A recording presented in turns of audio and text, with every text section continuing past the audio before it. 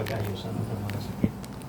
Pero behind sa sina nga tanan, ang sa likod sila, ang Ginoo lang ginang may ara sa gahom, at may ara sa authority para tandog sa itong lawas. Kaya kung gusto ko niya, kaya niya ginagawa ng kapsa. Mga kita ate Alma. Ate Alma, mga pray kita ate Alma, no? Butang lang na ito na itong kaugalingon sa presensya sa Diyos. Nga itong pagsalig, nga itong matagtuo. Ang isa itong Ginoo nagagawa.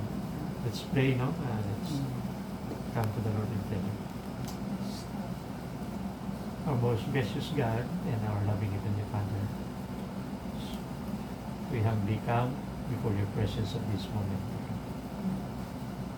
acknowledging that you are our great God, you are sovereign, and apart from you, we are nothing.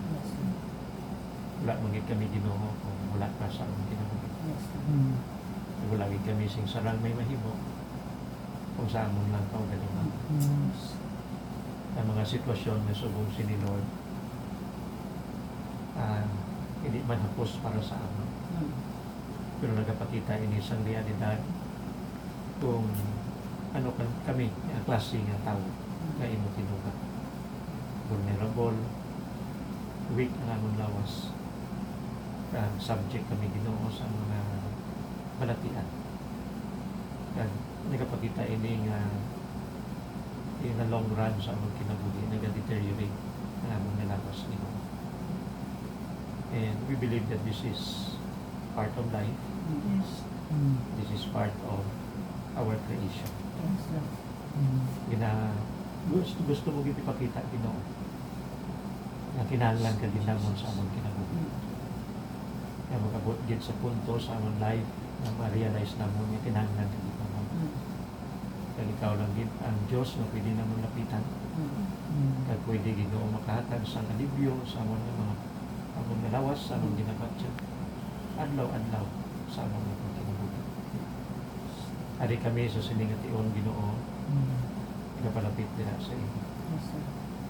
Ikapaubos among kaugalingon. With all sincerity of our hearts, dear God, nakita mo man ang tingin mo sa amin. We come before you and we are praying the Lord for Ate Alma. Ibalo kami Lord, nga ikaw lang gid ang nakahibalo kung ano ang iyang ginabatya ka. Ikaw gid ang nakakita sa iyang sitwasyon, Ginoong Diyos. Kung siya nagudlayan, siya nasakitan, we believe the Lord that you also felt what she felt because you are our compassionate God. And Lord, at this very moment, we unite our hearts in praying to you. Gabay pa Ginoo, ikaw ang magtandog sa physical na lawas ni Ate Alma. Gabay pa Lord niya, every day she would experience healing and sustaining sustenance that comes from you. Gabay pa Ginoo nga tandugon mo siya. Itapon mo ang iyang lawas. And if possible, because we believe that nothing is impossible with you, you will bring healing upon her physical body. Wala man kami kabalo kung ano yung plano, ano yung tinutuyo sa iyo. So samtang Ginoo, ari siya nalita, ari siya naupod sa iyang may likod mo sa kinabuhi. Pray that you will continue to sustain her. Gabay pa ang mga bulong na iyan na ginatay, kabulit mo sa iya to regain her strength day after day. Gabay pa Ginoong Diyos nga sa mga panahon na subong sini, she would always learn to come to you and to depend her life unto you. Gabay pa sa iya nga mga pagpamalandong, makita niya na ikaw ang Diyos nga mo ang magtutuga. Ikaw ang Diyos na tag-iyas ang kinabuhi. Ikaw ang Diyos nga mo magakontrola sa tanan ng sitwasyon sa among kinabuhi. Please continue to be with her, O God, even at this very moment. Nga mabatyagan niya, napalangga, na ginahigugma mo sa Ate Alma. Halin sa iya tagipuso, pagkanto siya ang nauna. We pray, Lord, that she would continue to become conscious of your presence. Not only conscious, but feel na ara ka di Ginoo nga nagpalangga kag nagahigugma. Lord, thank you so much for this afternoon. We know that this is not an accident. something that would remind us that you are great, sovereign, and powerful. Yes. That apart from you, we are nothing and we can do nothing.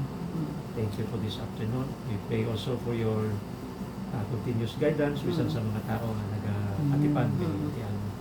Continue to give them strength. Yes. Iba'y pang ilang pagpalangga, ang paghigugma, matyagan ni Ate Alma. Pinaagi siya na mabatyagan niya man na palangga mo siya. We pray also that you will provide their needs of that. Yes. Especially sa iyang mga bulok, sa iyang mga panginahanglan nun, in a very special way. Yes. We pray the Lord that you will provide the needs. Amen, Lord. Salamat Ginoo sa sininga hapon. We just want to entrust everything.